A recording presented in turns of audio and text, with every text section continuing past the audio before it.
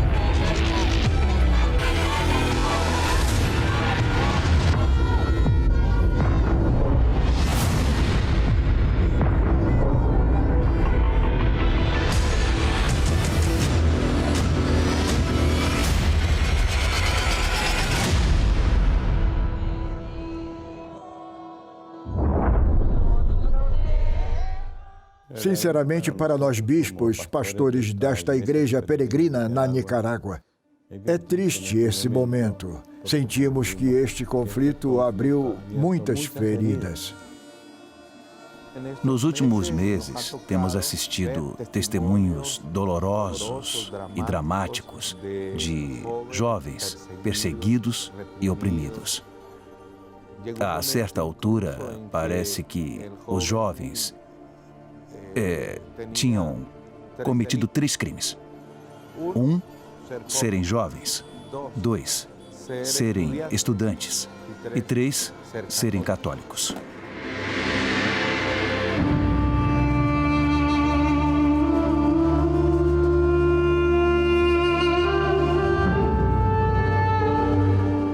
Ser jovem e ser católico atualmente na Nicarágua é um pouco difícil devido à situação sociopolítica que estamos atravessando. Eles estão nos marcando e nos difamando, dizendo: este está contra nós, sem mais e nem menos.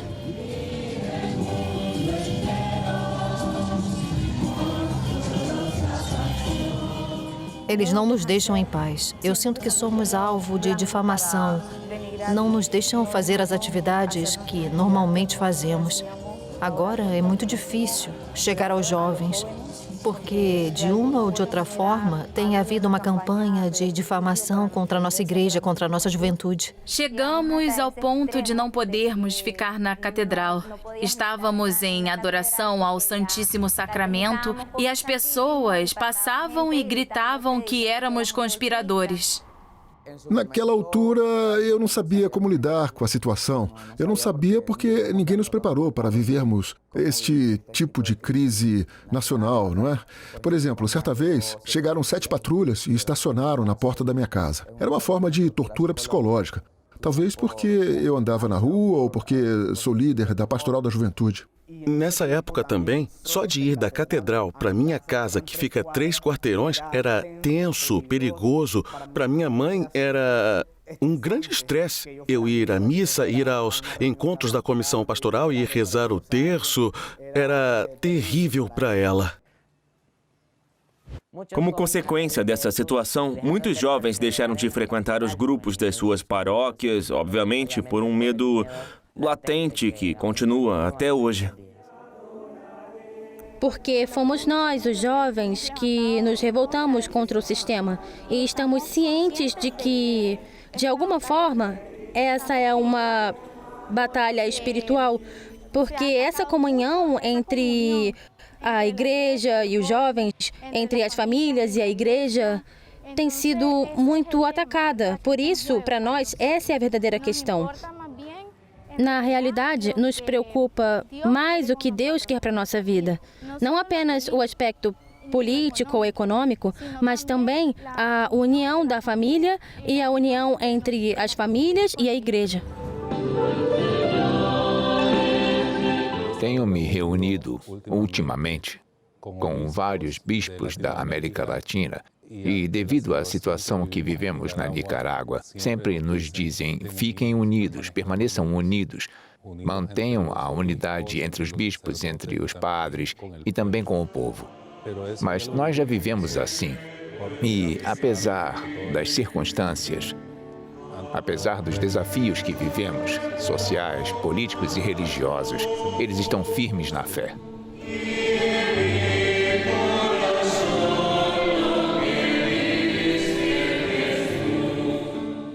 A Nicarágua tem 3 grandes amores: o amor a Jesus Eucarístico, o amor a Maria e o amor ao Papa e aos bispos.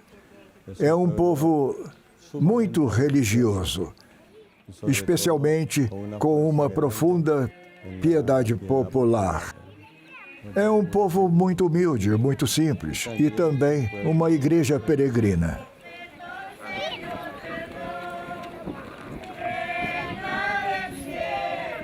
É assim que o povo vive a sua fé, mesmo no meio das dificuldades, dos problemas e dos obstáculos. As pessoas manifestam um grande amor à Nossa Senhora.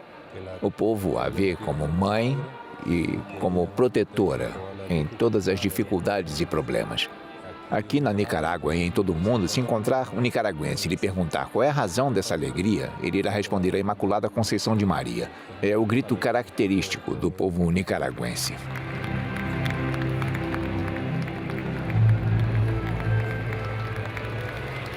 Sem dúvida, é uma comunidade que, na sua simplicidade, manifesta um grande afeto pelo Senhor e um grande sentido de igreja. Manifestam amor pelos seus pastores e respeito pelo Papa, pelos bispos, sacerdotes. Por essa razão, nesse momento, a presença do clero, bispos e sacerdotes na realidade da Nicarágua é bem recebida.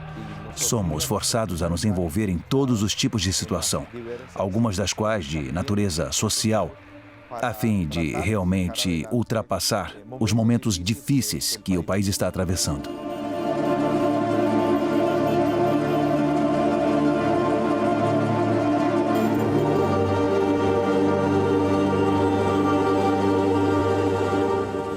Me entristece porque, como pastores, compreendemos os sentimentos da população e sentimos uma atmosfera de confronto, como se fossem muros.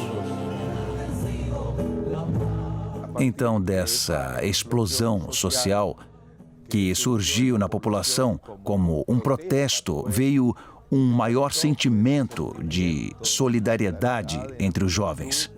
E por trás deles, a solidariedade das mães e de toda a população que espera uma resposta para a situação. E, acima de tudo, porque houve uma reação oficial que afetou a sociedade.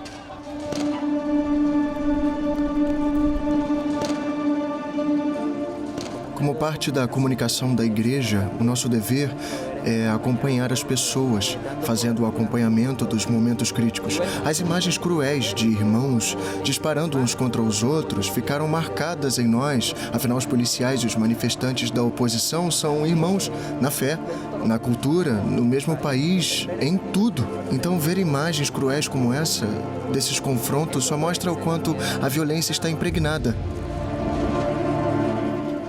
Depois dos protestos terem começado, eles levantaram vários bloqueios. Eles interromperam a circulação do trânsito como forma de protesto e bloquearam os acessos. Detinham quem quer que quisesse atravessar a pé, faziam buscas, perseguiam a uns mais do que a outros.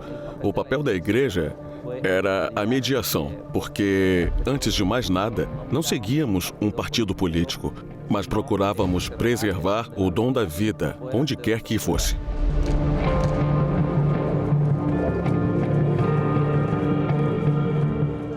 Tudo foi se tornando mais e mais difícil e chegou um momento que queriam removê-los à força das armas. E os nossos padres, muito corajosamente, entraram no meio do tiroteio e procuraram acalmar a revolta. Conseguimos que assinassem os acordos que permitiam pôr fim aos protestos de forma menos trágica.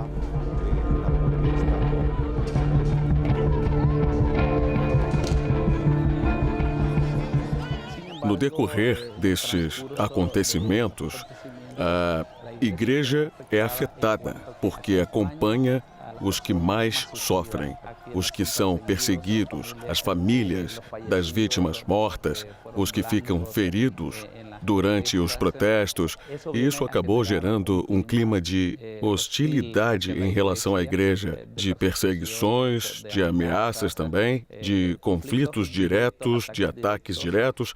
Temos vivido tudo isso durante todo esse tempo. Continua o cerco aos padres e a comissão dos bispos, que decidiu hoje oferecer ajuda humanitária após o ataque do último fim de semana. Mas podem ver como os sandinistas gritam os chamando de assassinos. É isso que estão dizendo. Sim, nós sabíamos. Fomos avisados que as Forças Armadas iam entrar para dispersar os manifestantes da cidade de Massaia. E decidi convidar um grupo de sacerdotes para me acompanhar e rezarmos. E organizamos uma procissão eucarística por várias ruas de Massaia. E, no final, um grupo de pessoas me pediu para nos aproximarmos mais do lugar onde alguns soldados estavam disparando. E me aproximei muito, especialmente para rezar. Também tive a oportunidade de encontrar o chefe da polícia e pedir a libertação de um grupo de jovens que tinha sido preso. Com a intercessão da igreja, mais de uma dúzia de jovens conseguiu a liberdade. Depois disso, apareceu um vídeo em que um homem encapuzado, com uma farda militar e uma metralhadora, apresentou uma lista de pessoas que iriam ser mortas. O meu nome era o primeiro da lista.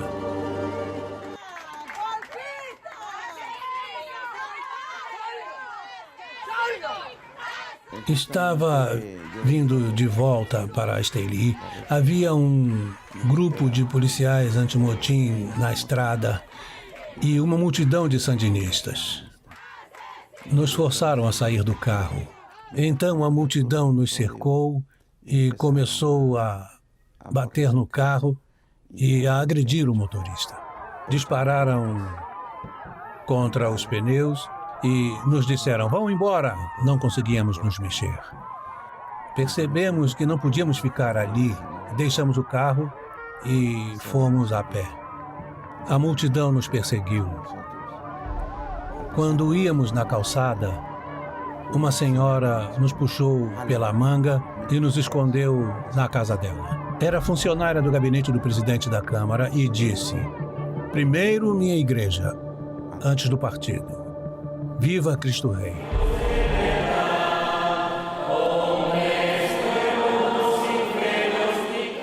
No mês de agosto, nós recebemos em Matagalpa os símbolos religiosos da Jornada Mundial da Juventude. nós tínhamos que entregá-los à diocese seguinte, mas havia paramilitares encapuzados, armados no local onde era combinado de fazermos a entrega. Quando nos viram, eles gritaram de uma forma extremamente agressiva, falando que não queriam saber nem ver nada que viesse da igreja. E então, eles começaram a agir da pior maneira. E depois começaram a disparar para o ar para nos fazer sentir intimidados e pressionados. E naquele momento, eu recebi um telefonema de um padre daquela região dizendo que também havia paramilitares à espera para nos prender porque éramos acusados de participar em marchas da igreja contra o governo, sendo que, na verdade, só estávamos transportando os símbolos da Jornada Mundial da Juventude.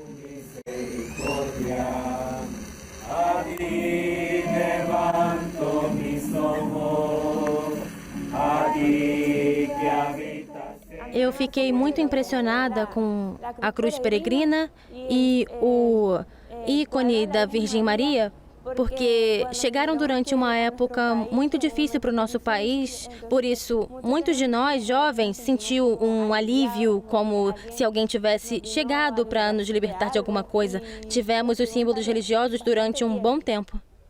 Ficamos surpresos, porque na Jornada Mundial da Juventude no Panamá, em janeiro de 2019, quando a crise estava no seu pior, a Nicarágua foi o país da região da América Central com mais participantes. Os jovens tinham dificuldade em sair do país, podiam ser capturados na fronteira e não ser autorizados a voltarem. Milhares de problemas e de dificuldades, mas apesar de tudo, os jovens não desanimaram. Ao contrário, participaram da Jornada Mundial da Juventude e voltaram. E agora desejam trabalhar nas suas paróquias, apesar de toda a dificuldade. Apesar das ameaças, apesar de tudo o que se passa. Oi, gente! Saudações! Olá, nós estamos aqui firmes. Saudações do Leão a todos! A toda a nossa pastorada da juventude! Granada! Oi! Oi! Uma saudação a todos, gente! Oi! Uma saudação a todos, gente! De uma ou de outra forma, ao longo de todos esses momentos, houve pessoas e situações que me ajudaram a não desanimar, que fortaleceram a minha fé. Um desses momentos foi poder participar da Jornada Mundial da Juventude no Panamá, porque, como mulher nicaragüense, nos sentimos sozinhas nessa luta, neste problema, nesta crise. Chegar e perceber que os países vizinhos cuidam de nós e rezam pelo nosso país é bastante encorajador.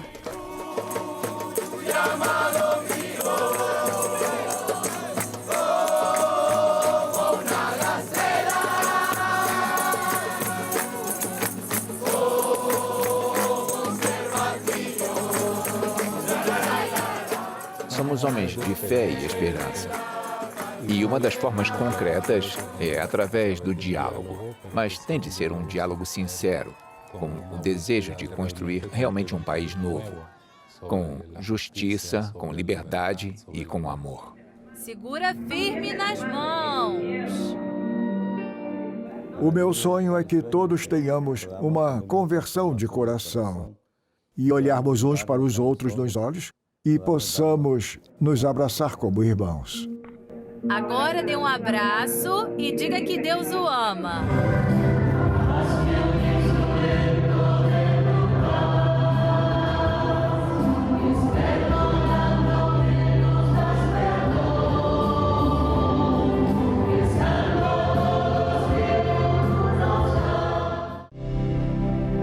O mundo sente saudades do afeto. Sente saudades de se sentir bem fazendo o bem. E desde 1947 existe uma escola de amor, a ACN. Uma ponte de amor entre os que querem ajudar e os que precisam de ajuda. Em lugares onde os que sofrem não têm mais a quem pedir, a ACN está presente. Nesses lugares em que ainda hoje muitos sofrem fome, escravidão, perseguição, maus tratos e abandono, a A ACN ajuda a criar pontes de amor e misericórdia. Eu não tenho em conta o que dão, seja muito ou pouco. Tenho em conta o amor com o que lo dão. Acesse o site acn.org.br, faça sua doação e ajude os que mais sofrem.